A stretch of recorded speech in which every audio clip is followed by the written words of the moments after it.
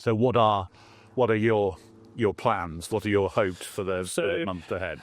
The King George is our main aim, and he'll either probably start in the Paddy Power Gold Cup or the 1965 Chase at Ascot, both over 2.5 miles. I think first time out he will not need 3 miles. He'll no doubt be exuberant. He always is first time out, but we'll aim to have him ready for one of those races. And but the King George is the big aim. Go back to a track where we know he acts.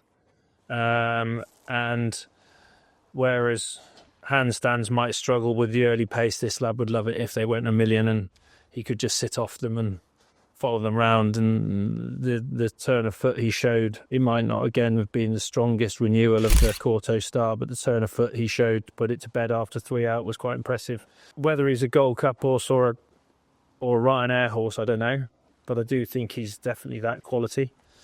I think a lot will depend on him and what he shows us this season in his early races.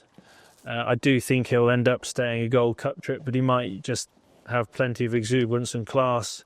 And in the past, he got you really close at Cheltenham.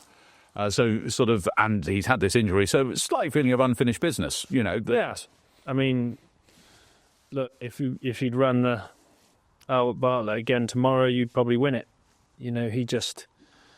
He led them a merry dance, and I think even Woodsy would say that we probably just kicked half a furlong too soon and just paid the price up the hill. But that to me in itself showed me there and then that he probably had a lot more class and speed than I first gave him credit for. And he'd be ridden differently if we were to go 3 miles again at Cheltenham.